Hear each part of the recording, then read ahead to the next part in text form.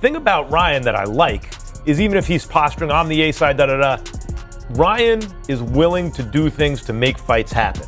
He was willing essentially to say Tank could be the A side. Yep. Like, let's make the fight happen. So whatever Ryan's saying, I have confidence that he'll do what it takes to make the fight happen. The fact that Ryan, has gone through 3 top trainers that would have done a great job, Eddie Reynoso, Joe Goosen, and Derek James. Did Ryan Garcia ever allow those trainers to be the boss? That's why he's back with his dad, because he's the boss. That's why. Yeah. He's gonna win this fight. He gonna win this fight. He gonna win this fight. I don't know. He got to. Guys, it's time for the most electrifying segment. Max Kellerman kicks things off with a warning shot. In his eyes, Garcia's combination of raw speed and one-shot power sets up what could be the hardest night of Benn's career. The assignment was to get him out of there, and he didn't do it. But Tim, you mentioned the stylistic thing. Conor Benn is, he showed a lot to me against Eubank in the rematch. But he is not, I don't think, the athletic talent that Ryan Garcia is. No. He's not as explosive or as fast as Ryan Garcia. Very few are.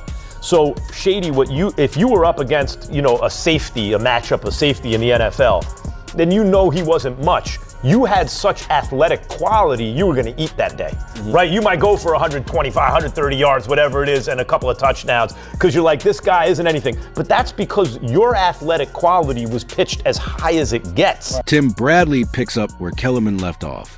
He walks through Benn's realistic chances and zeroes in on exactly which skills will decide whether Benn can hang in there. So I think somebody's going to get knocked out. I think both their styles, when you match them up, like I told you early on, you got Benn who can punch, right? And anybody that can punch always tends to put Ryan on the defense, right? We haven't seen that scary shit. Remember, Barrios couldn't punch like that, when he turns his back like this and going that scary shit. Luke Campbell dropped him too. Luke Campbell dropped him. But I feel like Luke Campbell, Olympic gold medalist, by the way. Yes. I feel like Benn has a chance because he has a right hand, good right hand, a strong right hand. I think the pressure that he puts on he has an engine. Yeah, he keeps going, and you see the will that he has. Connor's mental is strong. Yeah, he's mentally strong. However, look, if he gets past that left hook, he got to get past that left hook. The conversation turns to Garcia's weapons, his left hook and his right hand, which Bradley calls genuinely dangerous.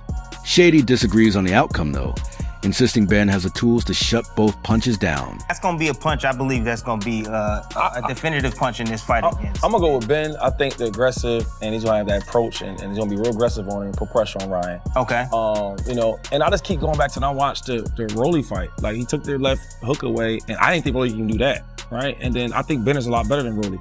Another thing is... You don't think he's gotten better since the Rolly fight? Ryan? Yeah, Ryan against Barrios. This is what Tim just addressed, the idea that he became more three-dimensional against Barrios. But my thing is, Barrios just stood there in front of him. Like, I don't know how y'all judge Barrios. I don't know how y'all do it. A C? He didn't show me much. I don't think there's a top 10 fighter who give less than him. He didn't let his hands... At this point. Tony Bellew doesn't let the warning stop there. He reminds everyone that a fighter with Garcia's kind of speed and power only needs one moment to completely change a fight. And when you listen to what Garcia's saying, he's saying you're not on my level. You don't belong here. And that lets you think that, oh, really? Because Conor's 100% got a puncher's chance. Yeah. And he's got a bit more than a puncher's chance. The work rate alone and how fit he is gives him every chance in the world to just outwork Ryan Garcia. But ultimately, Ryan Garcia is pound for pound the fastest fighter in the world. And he's got one of the best left hooks. And if Conor gets caught by that, it's over. Yeah. We'll see. What did you think to how Conor looked on the scales against Prograis? Do you think he'll have any issues like we just mentioned with Ruiz Jr coming back down? Because he's obviously had the chance to do it over a long period of time. He's a diligent professional. And as I said, it's like Anthony Joshua and we see him now. Perfect on the scales, they look in unbelievable shape. Paulie Malignaggi takes a step further than anyone else, flatly stating Benn has no business being in the ring with Garcia at this stage. Garcia Benn, I mean, a lot of people saying that Garcia is too skilled. Ryan knocks him out. The fight doesn't go 6 rounds in my opinion. Ryan knocks him out. Why is that? Is that the disparity in skill? Yeah, I mean, disparity in skill, disparity in power. I don't think Conor Benn's that good, bro. I think it's obvious he's not that good, but Ryan Garcia is a very good fighter. When he's motivated and he's pushing himself, and I think as a champion, Ryan will understand the responsibility on his shoulders as well to elevate his game. He's already at a very good level. He's already a very good fighter. But this fight is an opportunity for him to make a statement because he's fighting a guy who's got a big name, but also a guy who probably doesn't belong in the ring with him. And so I think he's got a chance to do something. From there, the talk shifts to how quickly this could end. A 5-round finish is floated as realistic, with the fight framed as a moment that could either wreck Benn's career or launch it to another level. Garcia. Yeah. I don't see him going in there and being able to outbox him. He won't try that. He's got to give everything he's got. I think he could have some successful rounds early on in the fight. The danger for him is, if he does get knocked out in 6 or 7 rounds, where does he go from there in this route map with Zuffa Boxing? Because he ends up in a cul-de-sac for me. I totally understand that, Gareth, but I think that, like I say, like this kid's drive is something quite different. He wants to come out of his father's shoes. This is his massive moment. He wants to win the fans back over as well. He had that terrible time where everyone's turned against him. The online abuse he gets. If he gets his WBC title, that's the motivation. Oh, he'll win over all the haters. He can win them all back over. There's no question. That's a very good point. And you can't question the kid's desire and heart, grit, determination. That makes him dangerous. He can whack as well. Duke McKenzie takes a more technical view. He argues the size and weight gap works against Benn more than people realize, stripping away the tools that normally make him effective. To McKenzie, this isn't just another fight. Garcia's combination of speed, power, and physicality could force Benn completely off his usual approach, making this unlike anything he's dealt with before. Yeah. I mean, listen, there's the lucky punch, of course there is, but Conor has not boxed at 147 for 4 years. And when you're trying to make weight and you have to drag to make weight, takes away your A game. Even his A game, I'm not so sure would beat Ryan Garcia, because Garcia is a much improved champion now. Since getting that belt wrapped around his waist, I think he's a much improved champion. He's mixed at a high level. All right, he hasn't won all of his fights, Garcia, but he's beaten some quality fighters that are much better than Conor Benn. I mean, Conor's done a great job in terms of A, getting paid, and B, talking himself into a world title fight. I don't know who does that. I don't know who's done that previously, but he's managed to do it. Simon Jordan sees it differently. Looking back at Benn's career, he points to flashes of real power and grit that suggest there's another gear available. If that version of Benn shows up, Jordan believes the fight flips, not a survival story, but one where Benn uses his physicality to break Garcia's rhythm and create real chances to win. That fight, but we've seen him carry power down at 147. We saw him carry power against Chris van der Herden. We saw him carry power against Chris Algieri. We saw him carry power against Samuel Vargas. If we see that translation, then we might see something different than we expect from Conor, maybe not? Absolutely. Listen, at the peak of his powers, if he can deliver that sort of performance, then of course he's got a shot, because we've seen Ryan Garcia, against Mario Barrios, he didn't look particularly good.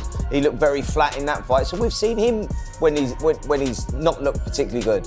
So of course he has an opportunity, but can he carry that power at 147? Is he that fighter at 147? We all know what happened. Has he got a built-in excuse, Spence? Has he got a built-in excuse, which basically means, and am I being cynical here, because he won't be thinking like this as a fighter? For Andy Ruiz Jr., there's no clear favorite here.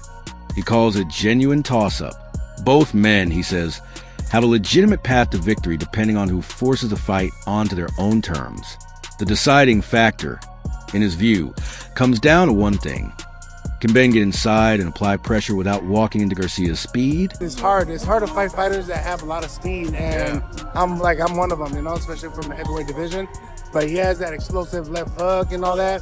And Conor, if he smothers his punches, make it awkward where Ryan can't throw those shots that he's really good at, it could go either way, man. It could go either way. I think that fight is a 50-50, but you never know, What do you tell the fans about Ryan? You know him very well. You've seen him in the gym. One thing that they might not know about Ryan that you observe while being in the same gym as him.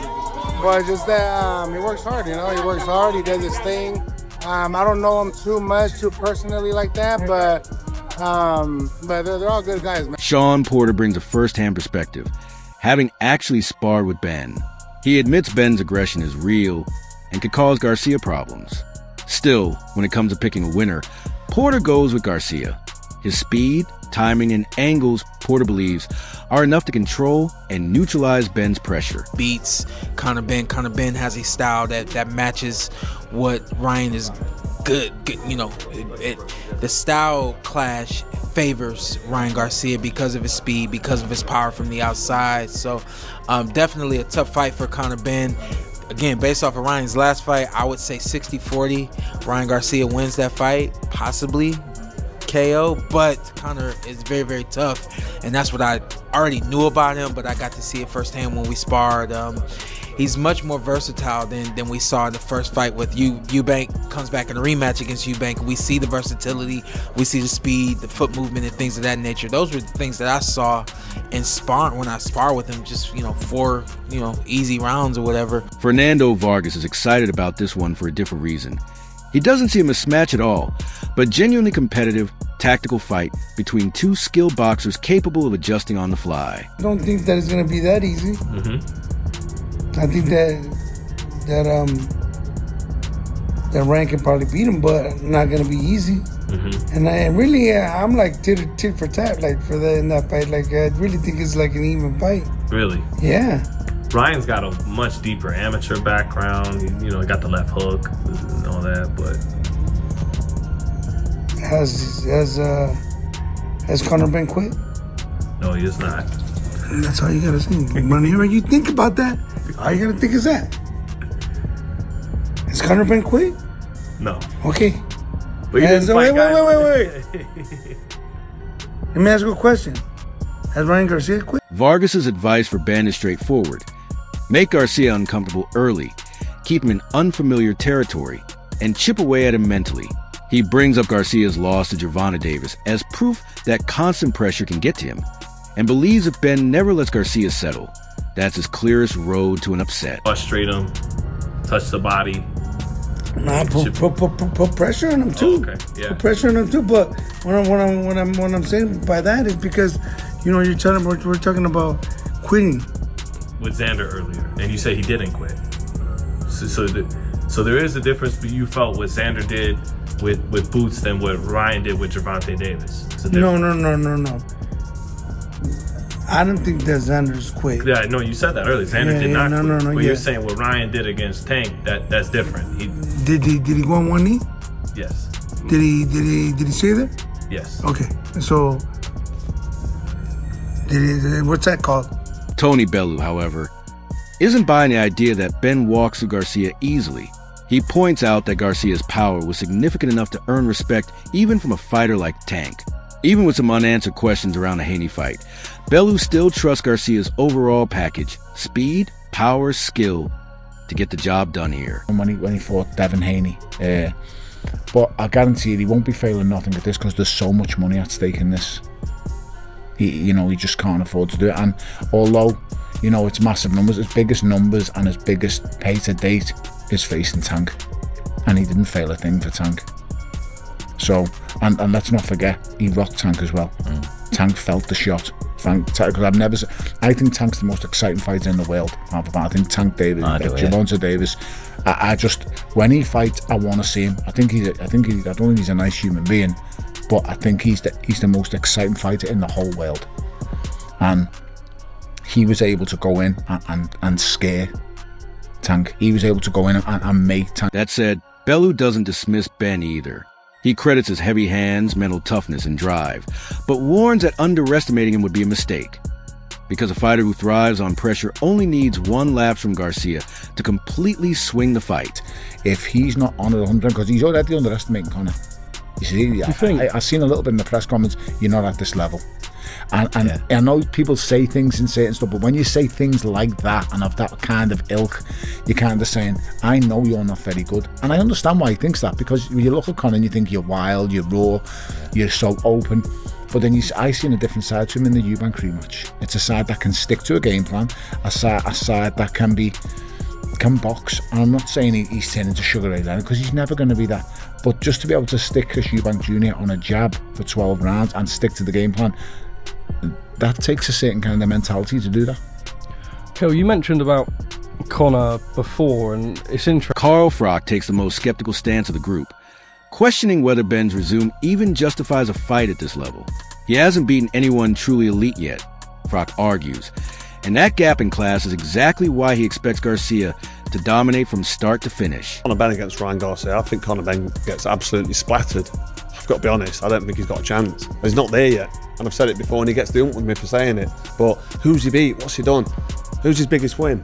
Chris Eubank. You can't say it's a big win. This guy finished Eubank years ago, and Eubank lost a couple of fights. He got battered by Liam Smith, and that's a level. It's like, what's Eubank done to warrant Conor Benn saying, I'm ready for world titles like this against this guy? I know he's just now become a new world champion, and it'd be a good fight, but for me, I just think Ryan Garcia. Even so, Froch admits the fight makes for great entertainment.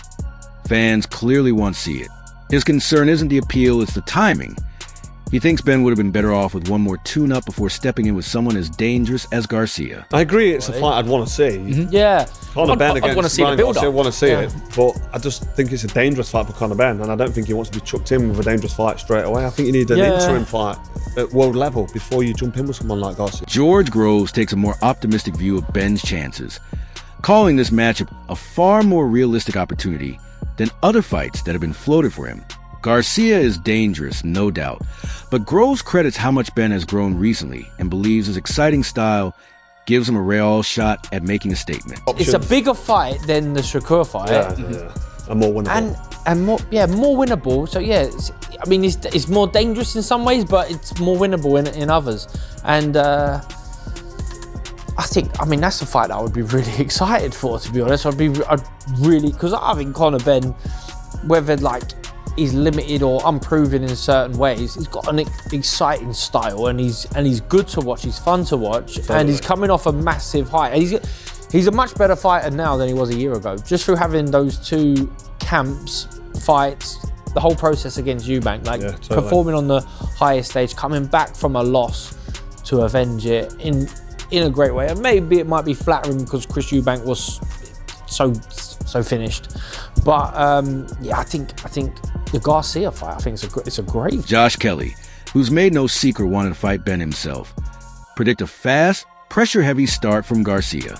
If Garcia is at his sharpest, Kelly thinks the combination of speed and constant offense could be more than Benn can handle early on. 100%. Got to ask you, Conor Benn, Ryan Garcia, what do you make of that so far? Did you see all the Versace podcast or anything yet?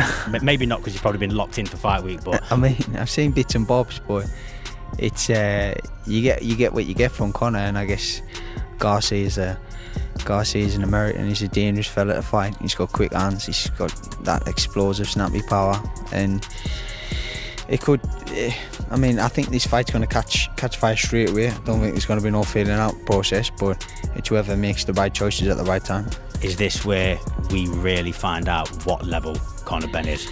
And just to follow on from that, what level is he in your opinion? Kelly balances that out, though, noting Benn still has plenty left to prove. He believes Benn has the talent to shut people up if everything comes together, but ultimately sees this as Benn's toughest test yet, and picks Garcia to win if he shows up focused. See what level he is. Believe if Garcia performs to the absolute best, then I can't see past the win for Garcia. I think Conor's probably British European level. I think he's that sort of level. But he's there to prove us all wrong, so. But by saying that, you're essentially saying if Ryan turns up with the right head on, he'll beat Conor. I think so. Obviously, you got a root for the Brit, but I mean, yeah, it's me head sort of saying. Teofimo Lopez calls this a legitimate coin flip, pointing to the contrast in recent form. Benn's rough performance last time out versus Garcia's dominance showing in his most recent fight. That gap, Lopez says, is exactly why nobody can call this one with confidence. And why, honestly, that's up in the air, man. I would like to see Conor Benn actually put on a good showing and good fight for Ryan, and actually give him some challenges there. You know, obviously Conor Benn didn't look as exciting and as great against an experienced fighter like Ruiz Jr. You know, definitely gave him something to fight and earn for in that fight. But and then you see Ryan, he swept the floor on Barrios. So if we see the same Ryan that we saw in Barrios, I think he's unbeatable. Lopez adds one more layer. If Garcia brings the same focus and sharpness that defined his last win, he becomes very hard to beat. It's not about who has more raw ability, Lopez says. It's about whether Garcia's best version shows up on fight night, because when it does, he thinks it's simply too much for Benn. The same Ryan that we saw in Barrios, I think he's unbeatable right now. So, you know, it should be a great fight though. Overall, people should definitely tune in, and you know, the only thing that's the downside of that is it's not on the zone everywhere. Well, that's the only downside. You know, Ryan, Terrence Crawford noted he's questioning Ryan's focus heading into this fight. And to be fair to Terrence, like, his body looked better at this stage of camp heading into the Barrios fight. Just looking at him physically, his body right now, about 6 weeks out from the fight, looks more like it did heading into the upset loss to Rolly. So where does that leave us? Is Garcia's speed and power simply a step too far for Benn? Or does Benn's pressure, preparation, and self-belief give him a real shot at the upset? The experts are split right down the middle, and only fight night will settle it. Who do you have winning this one? Drop your pick below. And don't forget to like, subscribe, and turn on notifications for more boxing breakdowns.